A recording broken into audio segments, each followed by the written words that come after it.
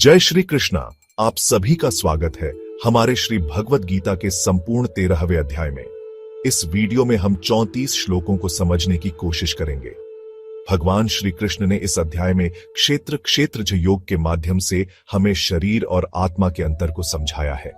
इस अध्याय में श्री कृष्ण ने जीवन की सच्चाई, आत्मा की शुद्धता और शरीर के अस्थायी रूप को स्पष्ट किया है।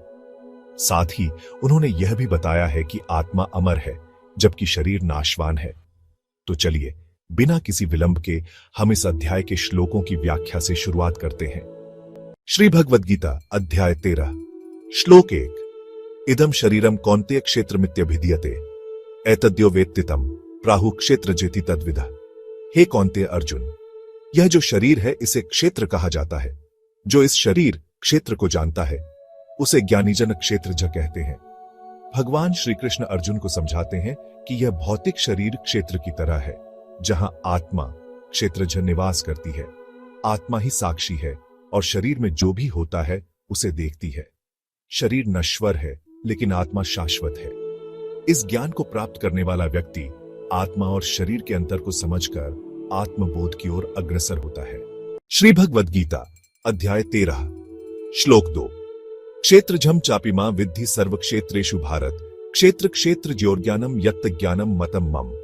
हे भारत अर्जुन, तुम मुझे भगवान को सभी क्षेत्रों शरीरों में क्षेत्रज झाता के रूप में जानो। क्षेत्र और क्षेत्रज के संबंध का जो ज्ञान है वही मेरे मत में वास्तविक ज्ञान है। भगवान श्री कृष्ण अर्जुन को बताते हैं कि परमात्मा ईश्वर हर जीव के भीतर क्षेत्रज आत्मा के रूप में स्थित है।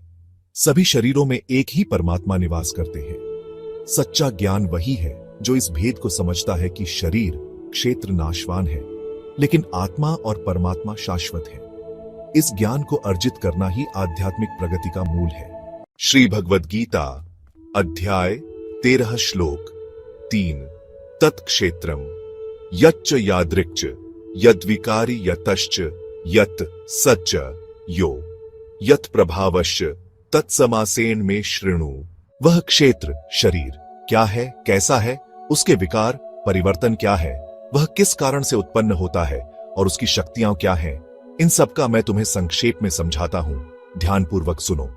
इस श्लोक में भगवान श्री कृष्ण आत्मा क्षेत्रज और शरीर क्षेत्र के गूढ़ रहस्यों को समझाने की तैयारी कर रहे हैं। वे अर्जुन को बताते हैं कि शरीर की प्रकृति, उसमें होने वाले परिवर्तन, उत्पत्ति के कारण और प्रभाव सभी महत्वपूर्ण हैं। इस ज्ञान को अर्जित करना आत्मबोध और मोक्ष के मार्ग में सहायक है। यह श्लोक आत्म अवलोकन और आत्मचिंतन के महत्व को दर्शाता है। श्री भगवद गीता अध्याय 13 श्लोक 4। ऋषिभिर्बहुधा गीतम छंदोभिर्विविधये पृथक ब्रह्मसूत्र पदैश्चैव हेतुमद्भिर्विनिश्चितये। इस क्षेत्र शरीर और क्षेत्रज आत्मा के बारे में महान ऋषियों ने विभिन्न तरीकों से कहा है। विविध वेद मंत्रों में इसे व्यक्त किया गया है और ब्रह्म सूत्रों में तर्कपूर्ण और निश्चित शब्दों में इसकी व्याख्या की गई है। भगवान श्री कृष्ण इस श्लोक में बताते हैं कि आत्मा और शरीर के रहस्य कोई नई बात नहीं है। इनका वर्णन प्राचीन ऋषियों, उपनिषदों और वेदों में किया गया है। ब्रह्म सूत्र जो वेदांत दर्शन का सार है, तर्क और प्रमाण द्वारा इन सिद्धांतों को स्पष्ट करता है। इस श्लोक से यह संदेश मिलता है कि आध्यात्मिक ज्ञान न केवल अनुभूति का विषय है, बल्कि यह वैदिक साहित्य और ऋषियों के अनुभवों पर आधारित है। इसे जानने और समझने से व्यक्ति सत्य के मार्ग पर अग्रसर होता है। श्री भगवद गीता अध्याय 13 श्लोक 5। महाभूतान्यहंकारो बुद्धिर्व्यक्तमेव च इंद्रियाणि दशैकम च पंचचेंद्रिय गोचरा। यह क्षेत्र शरीर 5 महान भूतों पृथ्वी, जल, अग्नि, वायु, आकाश, अहंकार, बुद्धि, अव्यक्त, मूल प्रकृति, 10 इंद्रियों और मन तथा 5 इंद्रियों के विषयों रूप, रस, गंध, स्पर्श और शब्द से मिलकर बना है। भगवान श्री कृष्ण इस श्लोक में शरीर क्षेत्र की संरचना का वर्णन करते हैं। महाभूत 5 तत्व जो समस्त सृष्टि का आधार है। अहंकार व्यक्तित्व और मैं की भावना, बुद्धि विवेक और निर्णय करने की शक्ति, अव्यक्त वह अदृश्य शक्ति जो सृष्टि के मूल में है, इंद्रियां 10 इंद्रियां, 5 ज्ञानेंद्रियां और 5 कर्मेंद्रियां, और मन इंद्रिय गोचर वह विषय जो इंद्रियों द्वारा अनुभव किए जाते हैं। यह श्लोक हमें समझाता है कि शरीर और संसार अनेक तत्वों से मिलकर बने हैं, लेकिन आत्मा इनसे अलग और शाश्वत है। यह ज्ञान आत्मबोध और मोक्ष का मार्ग प्रशस्त करता है। श्री भगवद गीता अध्याय 13 श्लोक 6। इच्छा द्वेष सुखम दुःखम संघातश्चेतना धृतिः एतत् क्षेत्रम समासेन सविकार मुदाहृतम। इच्छा, द्वेष, सुख, दुख, शरीर का संघटन, चेतना और धृति, धैर्य, इस प्रकार विकारों सहित यह क्षेत्र शरीर संक्षेप में वर्णित किया गया है। इस श्लोक में भगवान श्री कृष्ण शरीर क्षेत्र के विभिन्न पहलुओं को उजागर करते हैं। इच्छा और द्वेष यह मन के प्रमुख गुण हैं, जो जीवन के अनुभवों को संचालित करते हैं। सुख और दुख जीवन में अनुभूत आनंद और पीड़ा, संघात शरीर और मन का मेल, चेतना जीवंतता या आत्मा की उपस्थिति जो शरीर को गतिशील बनाती है, धृति धैर्य और संकल्प शक्ति जो चुनौतियों का सामना करने में सहायक है। यह श्लोक बताता है कि शरीर केवल भौतिक तत्वों का ही नहीं, बल्कि मानसिक और भावनात्मक गुणों का भी समावेश है। आत्मा इन सब का साक्षी है और इनसे परे है। इस ज्ञान से व्यक्ति आत्मबोध की ओर अग्रसर होता है। श्री भगवद गीता अध्याय 13 श्लोक 7। अमानित्व मदंभित्व महिंसा क्षांतिरार्जवम आचार्योपासनम शौचम स्थैर्यमात्म विनिग्रह। अहंकार का त्याग यानी अमानित्व, दिखावे से रहित होना यानी अदंभित्व, अहिंसा, क्षमा, सरलता, गुरु की सेवा, शुद्धता, स्थिरता और आत्मसंयम ये क्षेत्र के ज्ञान के लिए आवश्यक गुण हैं। भगवान श्री कृष्ण इस श्लोक में आत्मबोध और ज्ञान प्राप्ति के लिए आवश्यक गुणों का वर्णन करते हैं। अमानित्व अहंकार का न होना, अदंभित्व दिखावा न करना, विनम्र रहना, अहिंसा मन वचन और कर्म से किसी को कष्ट न देना, शांति सहनशीलता और क्षमा का भाव, आर्जव सरलता और ईमानदारी, आचार्योपासनम गुरु की सेवा और श्रद्धा, शौचम बाहरी और आंतरिक पवित्रता, स्थैर्यम मन और बुद्धि की स्थिरता, आत्मविनिग्रह इंद्रियों और मन का नियंत्रण। यह श्लोक दर्शाता है कि आत्मा और शरीर का भेद समझने और आत्मबोध की ओर बढ़ने के लिए इन गुणों का विकास आवश्यक है। ये गुण साधक को आध्यात्मिक मार्ग पर आगे बढ़ने में सहायता करते हैं। श्री भगवद गीता अध्याय 13 श्लोक 8। इंद्रियार्थेषु वैराग्यमनहंकार एव च जन्म मृत्यु जरा व्याधि दुख दोषानुदर्शनम। इंद्रियों के विषयों में वैराग्य, अहंकार का अभाव और जन्म मृत्यु बुढ़ापा रोग तथा दुहक के दोषों का निरंतर चिंतन ये ज्ञान के लिए आवश्यक गुण हैं। भगवान श्री कृष्ण इस श्लोक में ज्ञान की ओर ले जाने वाले गुणों का विस्तार से वर्णन करते हैं। इंद्रियार्थेषु वैराग्य इंद्रियों के विषयों, भोग में विरक्ति और उनसे विमुख रहने का भाव, अनहंकार अहंकार का त्याग, स्वयं को सर्वश्रेष्ठ न मानना, दुहक दोषानुदर्शनम जन्म मृत्यु बुढ़ापा और रोग को जीवन के अविभाज्य और दुखद अंगों के रूप में देखना और उनसे बचने के मार्ग की खोज करना। यह श्लोक व्यक्ति को भौतिक जगत की असारता का बोध कराता है और आत्मा के शाश्वत स्वरूप की ओर ध्यान केंद्रित करने के लिए प्रेरित करता है। इन गुणों के माध्यम से व्यक्ति आत्मबोध और मोक्ष के पथ पर अग्रसर होता है। श्री भगवद गीता अध्याय 13 श्लोक 9। असक्तिरणभिष्वंग पुत्र दारगृहादिषु नित्यम च समचित्तत्वमिष्टानिष्टोपत्तिषु। पुत्र पत्नी और घर आदि में आसक्ति का अभाव और सुख दुख प्रिय प्रिय घटनाओं में संभाव बनाए रखना ये ज्ञान के लिए आवश्यक गुण है। भगवान श्री कृष्ण इस श्लोक में जीवन में संतुलन और निर्लिप्तता के महत्व को बताते हैं। असक्ति सांसारिक वस्तुओं और संबंधों में आसक्ति न रखना, अनभिष्वंग परिवार और घर में अत्यधिक मोह से मुक्त रहना, समचित्तत्व सुख और दुख सफलता और असफलता में समान भाव रखना। यह श्लोक दर्शाता है कि सच्चा ज्ञान और आत्मबोध तभी प्राप्त हो सकता है जब व्यक्ति सांसारिक बंधनों और द्वंद्वों से ऊपर उठकर संभाव बनाए रखता है। यह स्थिति मानसिक शांति और आध्यात्मिक प्रगति का द्वार खोलती है। श्री भगवद गीता अध्याय 13 श्लोक 10। मयि चानन्य योगेन भक्तिर्व्यभिचारिणी विविक्त देश सेवित्व मरतिर्जन संसदी। मुझमें भगवान में अविचल और अनन्य भक्ति, एकांत स्थानों में रहने की प्रवृत्ति और सांसारिक लोगों की संगति में रुचि का अभाव ये ज्ञान के लिए आवश्यक गुण है। भगवान श्री कृष्ण इस श्लोक में आध्यात्मिक ज्ञान के लिए आवश्यक भक्ति और वैराग्य के गुणों का वर्णन करते हैं। अनन्य योगेन भक्ति, भगवान के प्रति एकनिष्ठ और शुद्ध भक्ति। अव्यभिचारिणी भक्ति, ऐसी भक्ति जो किसी अन्य चीज में विचलित न हो। विविक्त देश से वित्वम, एकांत और पवित्र स्थानों में रहने की आदत, जो ध्यान और साधना में सहायक होती है।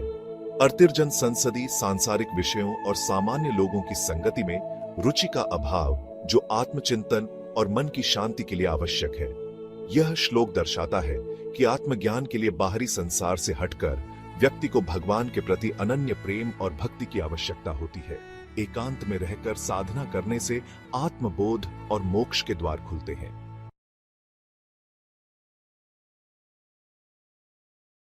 श्री भगवद गीता अध्याय 13 श्लोक 11। अध्यात्म ज्ञान नित्यत्वम तत्व ज्ञानार्थ दर्शनम एतज्ञानमिति प्रोक्तम ज्ञानम। यद्यतोन्यथा आत्मा के ज्ञान में स्थिरता और परम सत्य की अनुभूति के लिए दर्शन, यह ज्ञान कहा गया है, और जो इसके विपरीत है वह अज्ञान है। भगवान श्री कृष्ण इस श्लोक में सच्चे ज्ञान की परिभाषा और उसके लक्षणों को स्पष्ट करते हैं। अध्यात्म ज्ञान नित्यत्वम, आत्मा के वास्तविक स्वरूप के ज्ञान में निरंतरता और स्थायित्व बनाए रखना। तत्व ज्ञानार्थ दर्शनम, परम तत्व परमात्मा के स्वरूप को जानने की इच्छा और उसे अनुभव करने का प्रयास। यह श्लोक यह स्पष्ट करता है कि सच्चा ज्ञान आत्मा और परमात्मा के स्वरूप को जानने में निहित है। संसारिक वस्तुओं और भौतिक अनुभवों में आसक्ति अज्ञान का कारण है। आत्मबोध की दिशा में सतत प्रयास ही सच्चे ज्ञान की ओर ले जाता है। श्री भगवद गीता अध्याय 13 श्लोक 12 झेयम यत्तत् प्रवक्ष्यामि यज्ञात्वामृतमश्नुते अनादिमत परम ब्रह्म न सत्तन्नासदुच्यते। अब मैं उस तत्व को बताऊंगा जिसे जानकर अमृतत्व, अमृता की प्राप्ति होती है। वह परब्रह्म अनादि है, जो न सत अस्तित्ववान है और न असत अनस्तित्ववान कहा जा सकता है। इस श्लोक में भगवान श्री कृष्ण आत्मा और परमात्मा के रहस्य को प्रकट करने के लिए परम ज्ञान का वर्णन करते हैं। झेयम, वह जिसे जानना चाहिए, परम सत्य, अमृतमश्नुते, इस ज्ञान को प्राप्त कर अमृतत्व या मुक्ति की प्राप्ति होती है। अनादिमत परम ब्रह्म, परम ब्रह्म जो आदि रहित और परे है। न सत न असत, परमात्मा भौतिक जगत के सत अस्तित्व और असत अनस्तित्व से परे है। वह इन दोनों की सीमाओं में नहीं आता। यह श्लोक दर्शाता है कि ब्रह्म को न तो भौतिक अस्तित्व के रूप में परिभाषित किया जा सकता है और न ही इसे शून्य या नास्तिकता के रूप में। वह समस्त द्वंद्वों से परे है और उसे जानने से आत्मा को मुक्ति मिलती है। श्री भगवद गीता अध्याय 13 श्लोक 13 सर्वतः पाणिपादम तत्सर्वथोक्ष शिरोमुखम सर्वतः श्रुतिमल्लोके सर्वमावृत्य तिष्ठति। वह परमात्मा सर्वत्र हाथ पैरों वाला है, सर्वत्र आंखों, सिरों और मुख वाला है। वह सब और कानों वाला है और संपूर्ण जगत को व्याप्त करके स्थित है। भगवान श्री कृष्ण इस श्लोक में परमात्मा के सर्वव्यापक स्वरूप का वर्णन करते हैं। सर्वतः पाणिपादम, परमात्मा के हाथ पैर हर जगह हैं, अर्थात वह प्रत्येक कार्य में उपस्थित है। सर्वथोक्ष शिरोमुखम, उसकी आंखें, सिर और मुख हर दिशा में हैं, जो उसकी सर्वज्ञता और सर्वदर्शिता को दर्शाता है। सर्वतः श्रुतिमत, परमात्मा के कान हर ओर हैं, वह सब कुछ सुनता है। सर्वमावृत्य तिष्ठति, परमात्मा समस्त सृष्टि को व्याप्त करके स्थित है। यह श्लोक स्पष्ट करता है कि परमात्मा हर जीव और वस्तु के माध्यम से कार्य करता है। वह सर्वत्र विद्यमान है। सभी इंद्रियों और सभी दिशाओं में उसकी उपस्थिति अनुभव की जा सकती है। यह दृष्टिकोण हमें सिखाता है कि हम हर जीव में ईश्वर का दर्शन करें और समस्त सृष्टि के प्रति सम्मान और प्रेम रखें। श्री भगवद गीता अध्याय 13 श्लोक 14 सर्वेंद्रिय गुणाभासम सर्वेंद्रिय विवर्जितम असक्त सर्वभृच्चैव निर्गुणम गुणभोक्तृ च। वह समस्त इंद्रिय गुणों का आभास प्रकाश है, किंतु स्वयं इंद्रियों से रहित है। वह असक्त, सर्व का पालन करने वाला, निर्गुण, गुणों से परे होते हुए भी गुणों का अनुभव करने वाला है। सर्वेंद्रिय गुणाभासम, परमात्मा सभी इंद्रिय गुणों का आभास या प्रतिबिंब है। सर्वेंद्रिय विवर्जितम, वह इंद्रियों से परे है और इंद्रिय करणों का उपयोग नहीं करता। असक्तम, वह किसी वस्तु या अवस्था से बंधा नहीं है, यानी वह पूर्ण स्वतंत्र है। सर्वभृच्चैव, वह समस्त ब्रह्मांड का पालन करता है, वह सबका संजीवक है। निर्गुणम, वह तीनों गुणों सत्व, रज, तम से परे है, यानी गुणों से निर्लेप है। गुण भोक्तृ च, यद्यपि वह निर्गुण है, फिर भी वह गुणों का अनुभव करता है। यह श्लोक परमात्मा के अद्वितीय और निराकार स्वरूप का वर्णन करता है, जो सभी गुणों से परे होते हुए भी संसार के सभी गुणों का अनुभव करता है और उनके द्वारा कार्य करता है। श्री भगवद गीता अध्याय 13 श्लोक 15 बहिरंतश्च भूतानां चरंचरमेव च सूक्ष्मत्वात् तद्विज्ञेयम् दूरस्थं चान्तिके च तत्। वह समस्त जीवों के भीतर और बाहर स्थित है। वह स्थिर और गतिमान दोनों रूपों में मौजूद है। उसकी सूक्ष्मता इतनी है कि वह दिखाई नहीं देता और वह दूर और निकट दोनों स्थानों में स्थित होता है। भगवान श्री कृष्ण इस श्लोक में परमात्मा की सर्वव्यापकता और अदृश्यता को दर्शाते हैं। बहिरंतश्च भूतानाम, परमात्मा सभी जीवों के भीतर और बाहर स्थित है। वह सर्वव्यापी है। अचरंचरमेव च, वह स्थिर, अचर और गतिमान, चर दोनों रूपों में विद्यमान है। सूक्ष्मत्वात् तद्विज्ञेयम्, उसकी सूक्ष्मता इतनी अधिक है कि उसे भौतिक दृष्टि से देखा नहीं जा सकता। दूरस्थं चान्तिके च तत्, वह दूर और पास दोनों स्थानों में एक समान रूप से उपस्थित है। यह श्लोक परमात्मा की अद्वितीयता और अनंतता को दर्शाता है, जो हर जगह समान रूप से विद्यमान होते हुए भी सूक्ष्म और अव्यक्त रहते हैं। श्री भगवद गीता अध्याय 13 श्लोक 16 अविभक्तम च भूतेषु विभक्तमेव च स्थितम भूत भर्तृ च तज्ज्ञेय ग्रसिष्णु प्रभ विष्णु च। वह समस्त जीवों में अविभाज्य रूप से स्थित है, लेकिन सभी प्रकट रूपों में विभक्त, विभाजित प्रतीत होता है। वह समस्त प्राणियों का पालन करता है और वही ग्रास करता है तथा उत्पन्न करता है। इस श्लोक में भगवान श्री कृष्ण परमात्मा की अद्वितीय स्थिति और उसकी सृजन और संहार शक्ति का वर्णन करते हैं। अविभक्तम च भूतेषु, परमात्मा समस्त जीवों में एकता के रूप में निहित है। विभक्तमिव च स्थितम, हालांकि वह सभी में अविभक्त रूप से स्थित है, परंतु वह विभक्त विभिन्न रूपों में प्रतीत होता है। भूत भर्तृ च तज्ज्ञेय, वह सभी जीवों का पालन करता है, उन्हें जीवन प्रदान करने वाला है। ग्रसिष्णु प्रभ विष्णु च, वह समस्त सृष्टि को ग्रसने और उत्पन्न करने वाला है। वह समस्त विश्व की उत्पत्ति और संहार का कारण है। यह श्लोक परमात्मा के संपूर्ण सृष्टि के पालन, प्रलय और सृजन के अद्वितीय रूप को स्पष्ट करता है। परमात्मा किसी रूप में विभक्त नहीं होते, फिर भी वह समस्त प्रकट रूपों में दिखाई देते हैं। श्री भगवद गीता अध्याय 13 श्लोक 17 ज्योतिषामपि तज्ज्योतिस्तमसः परमुच्यते ज्ञानम झेयम ज्ञान गम्यम हृदय सर्वस्य विष्ठितम। वह समस्त प्रकाशों का भी प्रकाश है और अज्ञान के अंधकार से परे है। वह ज्ञान है, जानने योग्य है और ज्ञान के द्वारा प्राप्त किया जाने वाला है। वह प्रत्येक प्राणी के हृदय में स्थित है। भगवान श्री कृष्ण इस श्लोक में परमात्मा के ज्ञान स्वरूप और उसकी सर्वोच्च स्थिति का वर्णन करते हैं। ज्योतिषामपि तज्ज्योति, परमात्मा समस्त प्रकाश का स्रोत है। वह स्वयं प्रकाशमान है और सभी लौकिक प्रकाशों से परे है। तमसः परमुच्यते, वह अज्ञान और अंधकार से परे है। उसका स्वरूप पूर्ण ज्ञानमय है। ज्ञानम झेयम ज्ञान गम्यम, परमात्मा स्वयं ज्ञान है, जानने योग्य है और केवल ज्ञान के माध्यम से ही उसे प्राप्त किया जा सकता है। हृदय सर्वस्य विष्ठितम, वह प्रत्येक प्राणी के हृदय में स्थित है, जहां से वह सब कुछ संचालित करता है। यह श्लोक परमात्मा के भीतर स्थित दिव्यता और आत्मा के ज्ञान की ओर संकेत करता है। परमात्मा न केवल बाहरी प्रकाश है, बल्कि आंतरिक प्रकाश भी है, जो समस्त अज्ञान का नाश करता है और आत्मबोध की ओर ले जाता है। श्री भगवद गीता अध्याय 13 श्लोक 18 इति क्षेत्रम तथा ज्ञानम झेयं चौक्तम समासतः मद्भक्त एतद्विज्ञाय मद्भावायोपपद्यते। इस प्रकार क्षेत्र, शरीर, ज्ञान और झेय, जानने योग्य वस्तु का संक्षेप में वर्णन किया गया है। मेरा भक्त इस रहस्य को जानकर मेरे स्वरूप को प्राप्त कर लेता है। भगवान श्री कृष्ण इस श्लोक में ज्ञान के सार और उसके फल का वर्णन करते हैं। इति क्षेत्रम तथा ज्ञानम, क्षेत्र, शरीर और ज्ञान के तत्वों को विस्तार से समझाया गया है। झेय चौक्तम समासतः, जानने योग्य परमात्मा के स्वरूप का भी संक्षेप में वर्णन किया गया है। मद्भक्त एतद्विज्ञाय, जो भक्त इस ज्ञान को समझ लेता है वह सच्चे अर्थों में ज्ञान को प्राप्त करता है। मद्भावायोपपद्यते, इस ज्ञान के माध्यम से भक्त मेरे दिव्य स्वरूप को प्राप्त कर लेता है और मुझ में लीन हो जाता है। यह श्लोक ज्ञान प्राप्ति के महत्व और उसके अंतिम उद्देश्य की ओर संकेत करता है, परमात्मा के साथ एकत्व की अनुभूति। भगवान श्री कृष्ण कहते हैं कि यह ज्ञान न केवल आत्मा को समझने में मदद करता है, बल्कि व्यक्ति को परमात्मा के साथ एकाकार कर देता है।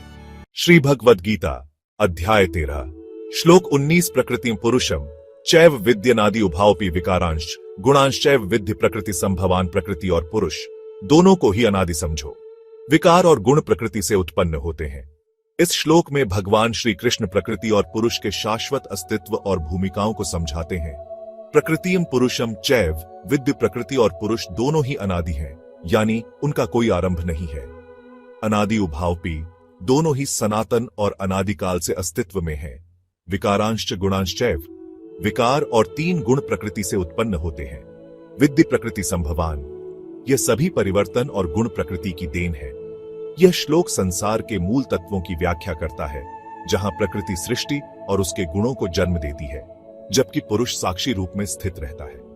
आध्यात्मिक दृष्टि से यह श्लोक आत्मा और प्रकृति के बीच संतुलन और उनके अद्वितीय संबंध को प्रकट करता है। श्री भगवद गीता अध्याय 13 श्लोक 20 कार्य कारण कर्तृत्वे हेतु प्रकृति रुच्यते पुरुषः सुख दुःखानां भोक्तृत्वे हेतु रुच्यते। कार्य कर्म और उसके कारण सृष्टि में कर्ता के रूप में प्रकृति ही कारण है, जबकि पुरुष आत्मा सुख दुख के अनुभव का भोक्ता अनुभव करने वाला है। इस श्लोक में भगवान श्री कृष्ण प्रकृति और पुरुष की भूमिकाओं को स्पष्ट करते हैं। कार्य कारण कर्तृत्व हेतु प्रकृति समस्त कर्मों और घटनाओं के उत्पन्न होने का कारण प्रकृति है। प्रकृति ही समस्त सृष्टि और उसके परिवर्तनों की जननी है। पुरुषः सुख दुःखानां भोक्तृत्वे पुरुष यानी आत्मा कर्मों के फलस्वरूप सुख दुख का अनुभव करता है। भोक्ता आत्मा किसी कार्य का कर्ता नहीं है, वह केवल उस कार्य के फल का अनुभव करने वाला है। यह श्लोक प्रकृति और आत्मा के बीच के संबंध को दर्शाता है। प्रकृति कर्म और परिवर्तन के लिए उत्तरदायी है, जबकि आत्मा इन कर्मों के परिणामों का साक्षी और भोक्ता बनती है। इस दृष्टि से आत्मा और प्रकृति के संतुलन को समझना आत्मज्ञान के मार्ग पर आवश्यक है। श्री भगवद गीता अध्याय 13 श्लोक 21 पुरुषः प्रकृतिस्थो हि भुंक्ते प्रकृति जान गुणान कारणम गुण संगोस्य सदसद्यो निजन्मसु। पुरुष आत्मा प्रकृति में स्थित होकर प्रकृति के गुणों को भोगता है। गुणों के प्रति उसका आकर्षण ही शुभ और अशुभ योनियों में जन्म का कारण बनता है। इस श्लोक में आत्मा पुरुष और प्रकृति के परस्पर संबंध और जन्म मरण के चक्र का वर्णन किया गया है। पुरुषः प्रकृतिस्थ आत्मा प्रकृति में स्थित होकर उसके साथ तादात्म्य अनुभव करता है। भुंक्ते प्रकृति जान गुणान आत्मा प्रकृति के सत्व रज और तम गुणों का अनुभव और भोग करता है। कारणम गुण संग आत्मा का गुणों के साथ संपर्क आसक्ति ही बंधन का कारण है। सदसद्योनि जन्मसु यही आसक्ति अच्छे सत और बुरे असत जन्मों की ओर ले जाती है, जिससे आत्मा बार बार जन्म लेता है। यह श्लोक इस सत्य को प्रकट करता है कि आत्मा की प्रकृति के गुणों में आसक्ति ही संसार के चक्र में उलझने का मूल कारण है। जब आत्मा गुणों से परे उठता है, तभी वह मोक्ष प्राप्त कर सकता है। श्री भगवद गीता अध्याय 13 श्लोक 22 उपद्रष्टानुमंता चर्चा भर्ता भोक्ता महेश्वर परमात्मेति चाप्युक्तो देहेस्मिन् पुरुष। पर इस देह में स्थित परम पुरुष ही उपद्रष्टा दृष्टा अनुमंता स्वीकृति देने वाला भर्ता पालन करता भोक्ता अनुभव करने वाला और महेश्वर सर्वोच्च स्वामी है। वह परमात्मा है जिसे इस शरीर में स्थित परम तत्व कहा गया है। इस श्लोक में भगवान श्री कृष्ण आत्मा और परमात्मा के स्वरूप को स्पष्ट करते हैं। उपद्रष्टा परमात्मा साक्षी रूप में स्थित है जो सब कुछ देखता है। अनुमंता परमात्मा ही समस्त कर्मों को होने की स्वीकृति प्रदान करता है। भर्ता वह संसार का पालन पोषण करने वाला है। भोक्ता परमात्मा ही समस्त कर्मों के फल का अनुभव करता है। महेश्वर वह समस्त सृष्टि का स्वामी और नियंता है। परमात्मा समस्त जीवों के भीतर स्थित होता है और हर काया में व्याप्त रहता है। यह श्लोक दर्शाता है कि परमात्मा प्रत्येक प्राणी के भीतर निवास करता है और साक्षी नियंत्रक और पालनकर्ता के रूप में कार्य करता है। वह ही जीवन के सभी अनुभवों का अंतिम भोक्ता है और समस्त ब्रह्मांड का स्वामी है। श्री भगवद गीता अध्याय 13 श्लोक 23 य एवं वेत्ति पुरुषम प्रकृतिं च गुणैः सह सर्वथा वर्तमानोपि न स भूयो भिजायते। जो व्यक्ति पुरुष यानी आत्मा और प्रकृति को गुणों सहित भली भांति जान लेता है, वह किसी भी स्थिति में रहते हुए पुनः जन्म नहीं लेता। इस श्लोक में भगवान श्री कृष्ण आत्मा और प्रकृति के ज्ञान की महत्ता को दर्शाते हैं। यह एवं वेत्ति, जो व्यक्ति आत्मा यानी पुरुष और प्रकृति के रहस्यों को जान लेता है। प्रकृतिं च गुणैः सह, प्रकृति और उसके 3 गुणों सत्व रज तम के साथ उसके कार्य और प्रभाव को जानने वाला व्यक्ति सर्वथा वर्तमानः, चाहे वह किसी भी प्रकार की परिस्थितियों में क्यों न हो, न स भूयोऽभिजायते, ऐसा ज्ञानी व्यक्ति पुनः जन्म के चक्र में नहीं फंसता और मोक्ष प्राप्त करता है। यह श्लोक आत्मज्ञान के महत्व को रेखांकित करता है। आत्मा और प्रकृति के बीच के संबंध को समझने वाला व्यक्ति सांसारिक बंधनों से मुक्त हो जाता है और जन्म मरण के चक्र से ऊपर उठकर परम मोक्ष की ओर अग्रसर होता है। श्री भगवद गीता अध्याय 13 श्लोक 24। ध्यानेनात्मनि पश्यन्ति केचिदात्मान मात्मना अन्य सांख्येन योगेन कर्मयोगेन चापरे। कुछ लोग ध्यान के माध्यम से आत्मा द्वारा आत्मा को देखते हैं। अन्य लोग सांख्य योग, ज्ञान मार्ग या कर्म योग, कर्म के माध्यम से योग द्वारा आत्म साक्षात्कार करते हैं। भगवान श्री कृष्ण इस श्लोक में आत्म साक्षात्कार के विभिन्न मार्गों की व्याख्या करते हैं। ध्यानेनात्मनि पश्यन्ति, कुछ लोग ध्यान साधना द्वारा अपने भीतर आत्मा का साक्षात्कार करते हैं। केचिदात्मान मात्मना, आत्मा को आत्मा के द्वारा अनुभव किया जाता है जब मन और इंद्रियां नियंत्रण में होती हैं। अन्य सांख्येन योगेन, अन्य लोग सांख्य योग, विवेक और ज्ञान का मार्ग द्वारा आत्मा को समझते हैं। कर्मयोगेन चापरे, कुछ लोग कर्म योग, निष्काम कर्म द्वारा के माध्यम से आत्मा की अनुभूति प्राप्त करते हैं। यह श्लोक दर्शाता है कि आत्म साक्षात्कार के कई मार्ग हैं। ध्यान, ज्ञान और कर्म, सभी मार्ग अपने अपने तरीके से व्यक्ति को परमात्मा और आत्मा के साक्षात्कार की ओर ले जाते हैं। यह अध्यात्म में विविधता और समग्रता को प्रकट करता है।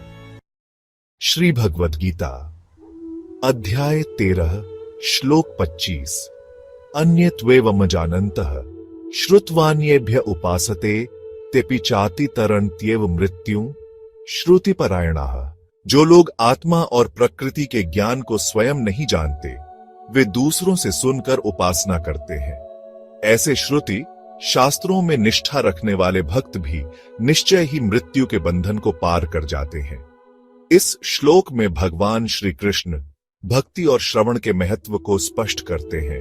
अन्यत्वेव जानन्तः, कुछ लोग स्वयं ज्ञान प्राप्त करने में असमर्थ होते हैं। श्रुत्वान्येभ्य उपासते, वे ज्ञानी जनों से सुनकर परमात्मा की उपासना करते हैं। तेपि चाति तरन्त्येव मृत्युं, ऐसे श्रद्धालु भी मृत्यु के चक्र को पार कर लेते हैं। श्रुतिपरायणाः, वे शास्त्रों और गुरु वचनों के प्रति समर्पित होते हैं। ये श्लोक दर्शाता है कि आत्म साक्षात्कार के लिए केवल ज्ञान की प्राप्ति ही आवश्यक नहीं है। जो लोग ज्ञान में प्रवीण नहीं हैं, वे श्रद्धा और भक्ति के माध्यम से भी मोक्ष प्राप्त कर सकते हैं। शास्त्रों और संतों के उपदेशों को सुनकर उपासना करने वाले भक्त भी आत्मा की उच्च अवस्था तक पहुंच सकते हैं। श्री भगवद गीता अध्याय 13 श्लोक 26। यावत् संजायते किंचित सत्वम स्थावर जंगमम क्षेत्र क्षेत्रज्ञ संयोगात् तद्विद्धि। भरतर्षभ, हे भरत श्रेष्ठ अर्जुन, जो कुछ भी स्थावर, अचल और जंगम चल प्राणी उत्पन्न होते हैं, उसे क्षेत्र शरीर और क्षेत्रज आत्मा के संयोग से उत्पन्न हुआ समझो। इस श्लोक में भगवान श्री कृष्ण सृष्टि की उत्पत्ति और उसकी प्रकृति को समझाते हैं। यावत् संजायते किंचित सत्वम, संसार में जो कुछ भी अस्तित्व में आता है, चाहे वह स्थिर जैसे वृक्ष हो या गतिशील जैसे प्राणी। स्थावर जंगमम, स्थावर अचल और जंगम चलने वाले सभी प्रकार के जीव। क्षेत्र क्षेत्रज संयोगात्, इन सब की उत्पत्ति क्षेत्र प्रकृति और क्षेत्रज आत्मा के संयोग से होती है। तद्विद्धि भरतर्षभ, इसे अच्छी तरह से समझो हे अर्जुन। यह श्लोक प्रकृति, भौतिक जगत और आत्मा, चेतना के परस्पर संबंध को रेखांकित करता है। यह सिखाता है कि सृष्टि में हर जीव और वस्तु का मूल क्षेत्र और क्षेत्रज के संयोग में निहित है। यह दृष्टिकोण संसार के कार्य कारण संबंध को समझने में सहायता करता है। श्री भगवद गीता अध्याय 13 श्लोक 27 समम सर्वेषु भूतेषु तिष्ठन्तम परमेश्वरम विनश्यत्स्व विनश्यन्तम यह पश्यति स पश्यति। जो व्यक्ति सभी प्राणियों में समान रूप से स्थित परमेश्वर को देखता है और विनाशशील शरीरों में भी अविनाशी आत्मा को देखता है, वही वास्तव में देखता है। भगवान श्री कृष्ण इस श्लोक में समदृष्टि के महत्व को बताते हैं। समम सर्वेषु भूतेषु परमात्मा सभी जीवों में समान रूप से विद्यमान है, चाहे वह छोटा हो या बड़ा। तिष्ठन्तम परमेश्वरम परमेश्वर सबके भीतर अवस्थित हैं और किसी से भेदभाव नहीं करते। विनश्यत्सु अविनश्यन्तम नश्वर शरीरों के भीतर अविनाशी आत्मा निवास करती है। यह पश्यति स पश्यति, जो इस सत्य को देखता है वही सच्चा ज्ञानी है। यह श्लोक हमें सिखाता है कि आत्मा सभी प्राणियों में एक समान है और शरीर का नाश होते हुए भी आत्मा अविनाशी रहती है। यह संभाव और एकता की भावना को विकसित करने का आह्वान करता है, जिससे व्यक्ति आध्यात्मिक उन्नति की ओर अग्रसर होता है। श्री भगवद गीता अध्याय 13 श्लोक 28 समम पश्यन् हि सर्वत्र संवस्थितमीश्वरम न हिनस्त्यात्मनात्मानम ततो याति परां गतिम। जो व्यक्ति सब जगह समान रूप से स्थित ईश्वर को देखता है, वह अपने आत्मा द्वारा स्वयं को हानि नहीं पहुंचाता और इस प्रकार वह परम गति मोक्ष को प्राप्त करता है। भगवान श्री कृष्ण इस श्लोक में आत्मा और परमात्मा की समानता को देखने की महत्ता बताते हैं। समम पश्यन् हि सर्वत्र, जो व्यक्ति हर जगह समान रूप से आत्मा और परमात्मा को देखता है। संवस्थितम ईश्वरम, ईश्वर सभी प्राणियों में समान रूप से निवास करते हैं। न हिनस्ति आत्मना आत्मानम, ऐसा ज्ञानी व्यक्ति अपनी आत्मा द्वारा स्वयं को नष्ट नहीं करता, अज्ञानता और पापों से बचता है। तथा याति परां गतिम, वह इस ज्ञान के द्वारा परम गति अर्थात मोक्ष प्राप्त करता है। यह श्लोक आत्मा की अखंडता और एकता पर बल देता है। समदृष्टि और आत्मज्ञान के माध्यम से व्यक्ति नकारात्मक कर्मों और अज्ञानता से बच सकता है, जिससे वह आत्मिक उन्नति कर परम पद को प्राप्त करता है। श्री भगवद गीता अध्याय 13 श्लोक 29 प्रकृत्यैव च कर्माणि क्रियमाणानि सर्वशः य पश्यति तथात्मानम् अकर्तारं स पश्यति। जो यह देखता है कि सभी कर्म प्रकृति द्वारा ही किए जाते हैं और आत्मा वास्तव में अकर्ता कर्तापन से रहित है, वही सच्चा दृष्टा है। भगवान श्री कृष्ण इस श्लोक में आत्मा और प्रकृति के संबंध को स्पष्ट करते हैं। प्रकृत्यैव कर्माणि क्रियमाणानि, सभी कार्य प्रकृति, गुणों और शरीर के द्वारा संपन्न होते हैं। सर्वशः, यह नियम सभी स्थानों और स्थितियों में लागू होता है। यह पश्यति आत्मानम अकर्तारम, जो व्यक्ति आत्मा को अकर्ता कर्मों से अछूता देखता है। स पश्यति, वही वास्तव में देखता है, अर्थात वही सच्चा ज्ञानी है। यह श्लोक कर्मयोग और ज्ञान योग का गूढ़ रहस्य बताता है। आत्मा केवल साक्षी है और सभी क्रियाएं प्रकृति के 3 गुणों सत्व, रज, तम द्वारा होती हैं। यह दृष्टि व्यक्ति को अहंकार और कर्म के बंधनों से मुक्त करती है, जिससे वह आत्म साक्षात्कार और मोक्ष की ओर अग्रसर होता है। श्री भगवद गीता अध्याय 13 श्लोक 30 यथा भूत पृथक भाव में कस्थमनुपश्यति ततएव च विस्तारम ब्रह्म संपद्यते। तथा जब व्यक्ति सभी भूतों प्राणियों के विविध रूपों को एक ही स्थान में स्थित देखता है और उसी से उनका विस्तार हुआ समझता है, तब वह ब्रह्म को प्राप्त करता है। इस श्लोक में भगवान श्री कृष्ण अद्वैत एकत्व के सिद्धांत को स्पष्ट करते हैं। यदा भूत पृथक भावम, जब व्यक्ति सभी प्राणियों के अलग अलग स्वरूपों को देखता है, एकस्थम अनुपश्यति, और समझता है कि वे सभी एक ही स्रोत परमात्मा में स्थित हैं। ततएव च विस्तारम, और उन्हीं से समस्त संसार का विस्तार हुआ है। ब्रह्म संपद्यते तदा, तब वह व्यक्ति ब्रह्म के साथ एकत्व को प्राप्त कर लेता है। यह श्लोक सिखाता है कि जो व्यक्ति संपूर्ण सृष्टि को एक ही परम तत्व ब्रह्म से उत्पन्न और उसमें ही स्थित देखता है, वह ब्रह्म ज्ञान प्राप्त करता है। यह ज्ञान समता और आत्मा के सार्वभौमिक स्वरूप को समझने में सहायक है, जिससे व्यक्ति मोक्ष की ओर अग्रसर होता है। श्री भगवद गीता अध्याय 13 श्लोक 31 अनादित्वान् निर्गुणत्वात् परमात्मायमव्यय शरीरस्थोपि कौन्तेय न करोति न लिप्यते हे कौन्तेय। अर्जुन, परमात्मा अनादि, जिसका कोई आरंभ नहीं और निर्गुण, गुणों से रहित है। यद्यपि वह शरीर में स्थित है, फिर भी न वह कोई कर्म करता है और न ही कर्मों के फल से लिप्त होता है। इस श्लोक में भगवान श्री कृष्ण परमात्मा के शाश्वत और अकर्ता स्वरूप का वर्णन करते हैं। अनादित्वात् परमात्मा का कोई आदि, सृष्टि का प्रारंभ नहीं है, वह सनातन है। निर्गुणत्वात् परमात्मा गुणों से परे है, वह सत्व, रज और तम गुणों से प्रभावित नहीं होते। परमात्मा अयम अव्यय, यह परमात्मा अविनाशी और अपरिवर्तनीय है। शरीरस्थ अपि, यद्यपि वह प्रत्येक जीव के शरीर में स्थित है। न करोति न लिप्यते, फिर भी परमात्मा न कोई कर्म करता है और न ही कर्मों के फल से बंधता है। यह श्लोक परमात्मा की निर्लिप्तता और अकर्ता स्वरूप को दर्शाता है।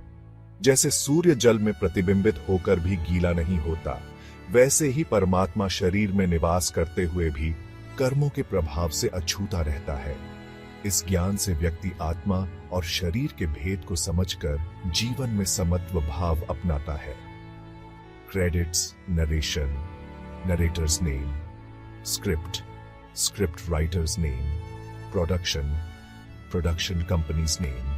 श्री भगवद गीता अध्याय 13 श्लोक 32 यथा सर्वगतम सौक्ष्म्यादाकाशम नौपलिप्यते सर्वत्रावस्थितो देहे तथात्मा नौपलिप्यते। जैसे आकाश सर्वव्यापी और अत्यंत सूक्ष्म होने के कारण किसी से लिप्त नहीं होता, वैसे ही आत्मा, यद्यपि वह शरीर में व्याप्त है, फिर भी वह किसी कर्म से लिप्त नहीं होती।